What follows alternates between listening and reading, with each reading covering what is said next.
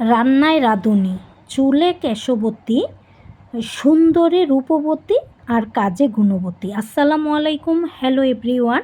Shiuli's family থেকে আবারও আপনাদের শিউলি আপু চলে আসছি। আমি কিন্তু কোনোটাই না, তারপরও দেখা যাক আজ কি করতেছি। এই যে দেখেন, রান্না বসিয়ে দিলাম। প্রথমে কড়াইতে তেল পেঁয়াজ দিয়ে, পেঁয়াজটা কিছু ভাজা হয়ে গেছে। এখন আদা রসুন বাটা দিয়ে দিলাম অল্প করে, তারপরে দিয়ে দিলাম ধনিয়ার গুঁড়া, পরিমাণ মতো লবণ। তারপরে আস্তে আস্তে করে তো সব কিছু দিতে হবে।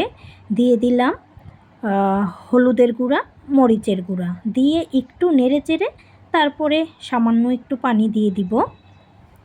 তো পানিটা দিয়ে আবারও জাল করে নিলাম কিছুক্ষণ।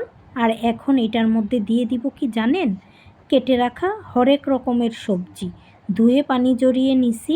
আর শাশুড়িকে তো প্রতিদিন সবজি খেতে বলছে, আর বাসায় কিন্তু অনেক অনেক লোকজন, তো আমার আব্বা আম্মা আছে। তারপরে এই যে দিয়ে দিলাম এইখানে হরেক রকমের সবজি কেটে। তো এখন এই সবজিটা একেবারে নেড়ে চেড়ে কিছুক্ষণ কষাতে হবে। সেই ফাঁকে তো আরও কাজ করতে হবে, তো ফাঁকে হচ্ছে নাস্তা পানিরও কিছু ব্যবস্থা করতে হবে। এখন প্রায় 11টা সাড়ে 11টা বাজে। তো মোটামুটি কিন্তু সবজিটা সিদ্ধ হয়ে গেছে, একটু কাঁঠালের বিচিটা সিদ্ধ হতে আর একটু সময় লাগবে। তারপরে এখানে মসুরের ডাল বসিয়ে দিয়েছি, যেহেতু বাচ্চারাও আছে ডাল দিয়ে ভাত খাবে। আর অন্য চুলায় কিন্তু আমার এই যে দেখেন সবজি হয়ে গেছে, যেহেতু এখন হচ্ছে এই চুলাতে আমি গরুর মাংস বসিয়ে রাখছিলাম আগে থেকেই। আর এখন ওই যে বললাম না 11টা সাড়ে 11টা বাজা মানেই বাসায় কিছু না কিছু খাওয়া। তো এখন কি দিব, তো সবাই বলতেছিল যে আবার পেঁয়াজু বানিয়ে দেওয়ার জন্য। তারপরে বাটাবাটির তো আর ঝামেলা নাই, যেহেতু ডালটাকে পেশার মতো ব্লেন্ডার আছে। তারপরে তাড়াহুড়ো করে আগেই ডাল ভিজানো ছিল। তারপরে এখন হচ্ছে কিছু পেঁয়াজু বানিয়ে নিব। তো বাসায় অনেকে আছে, যা আছে, ননদ আছে, তারপরে হচ্ছে আমার আব্বা আম্মা আছে, তারপরে আমার খালাই শাশুড়িরা আছে, সবাই আছে। তো আমাকে কিন্তু একটু বেশি করেই বানাতে হবে। তো প্রথমে আমি ফ্রাই প্যানে দিয়ে দিলাম কিছু পরিমাণে, তারপরে আবার তো বানাবোই। দেখা যাক যতক্ষণ সময় লাগে হওয়ার জন্য আর কি। আর আমার শাশুড়িও একটু খায় আর কি, নরম করে ভেজে দিলে। তারপরে এইখানে এই যে দেখতে পাচ্ছেন গরুর মাংস মোটামুটি সিদ্ধ হয়ে যাচ্ছে। আর এখন দিয়ে দিলাম সিলেটি সাতকরা, আর সাথে দিয়ে দিলাম কয়েক পিস আলু। আলু ছাড়া তো চলবে না মাংস খাওয়া। তো এখন কয়েক পিস আলু দিয়ে দিলাম। আর সেই ফাঁকে কিন্তু কারেন্ট চলে গেছিলো, তাই ক্যামেরাটা একটু ঝাপসা ঝাপসা মনে হচ্ছে। এখানে এই যে আমার বাবা বাসায়, তো আমার আব্বার হচ্ছে খুব খুব খুব পছন্দের এই পোয়া মাছ, আব্বা খুব পছন্দ করে। তারপরে বাবা বলে কথা, একটা জিনিস পছন্দ করে আর সেটা যে আমি রাঁধবো না তা কি হয়। তারপরে অল্প করে পেঁয়াজ দিয়ে দিলাম। সবাই খাবে না, আমিও খাই, আর যারা খায় খাবে, কিন্তু আমার আব্বার খুব খুব পছন্দ। তারপরে পেঁয়াজটাকে হালকা একটু নরম করে নিতেছি। এখানে জাল করতে করতে দেখতেই পাবেন পেঁয়াজটা হালকা নরম হয়ে যাবে, আর তার মধ্যেই কিন্তু আমি সব মশলাপাতি দিয়ে দিব।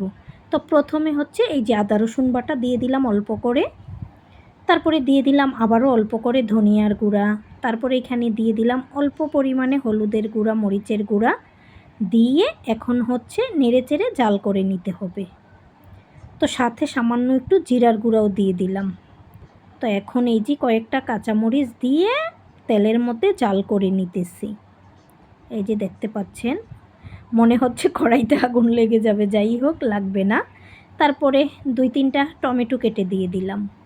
তো এখন আবার এই মশলার সাথে এই টমেটোটাকেও মিশিয়ে নিব। আর টমেটো দিলে এরকম একেবারে অল্পতেই কিন্তু গলে যায়, দেখতে পাচ্ছেন টমেটোগুলি খুব খুব ভালো। তো এখন হচ্ছে সামান্য একটু পানি দিয়ে দিব, বেশি ঝোল রাখবো না কিন্তু আমি। এই যে দেখতেই পাচ্ছেন একদম মাখা মাখা থাকবে আর কি এরকম। তো আমার আব্বা হচ্ছে লাল পোয়া হোক আর সাদা পোয়া হোক, 2টা পোয়া মাছই কিন্তু খুব পছন্দ করে। যখনই এই পোয়া মাছ দেখবে বাজারে, সাথে সাথে নিয়ে আসবে। তো আমার এই পোয়া মাছগুলো ছিল সাদা, একটু বড় সাইজের আর কি, সেজন্য টুকরা করা হয়েছে। তারপরে এই যে আমি এখানে রান্না করে নিতেছি, দেখতেই পাচ্ছেন এক এক করে সবগুলো পোয়া মাছ, লেজ মাথা টুকরো সব কিছুই কিন্তু দিয়ে দিতেছি। আর মাছগুলো তো ওই যে পোয়া মাছ যারা খান তারা তো বোঝেনি, মাছগুলো কিন্তু অনেক অনেক নরম থাকে, মনে হয় ভাজতে গেলেও ভেঙে যাবে। আবার আমি মাঝে মধ্যে দেখা যায় খালি একদম পেঁয়াজ বাটা, টমেটো বাটা এরকম সব কিছু দিয়ে মাখিয়ে অল্প পানি দিয়ে একদম ভাপেও রান্না করে ফেলি আর কি, ভাজা ছাড়া। তো আজকে ভেজেই রান্না করতেছি। তারপরে আবার আর একটু পানি দিয়ে দিলাম।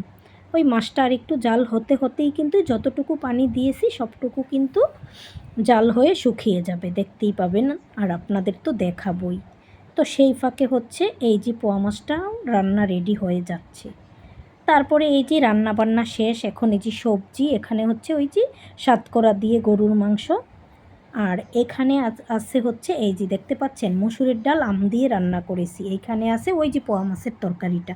তো আজকের ভিডিওটা কেমন লাগলো সবাই কমেন্ট করে জানাবেন। শিউলিস ফ্যামিলির সাথে থাকবেন, বেশি বেশি লাইক কমেন্ট শেয়ার দিবেন।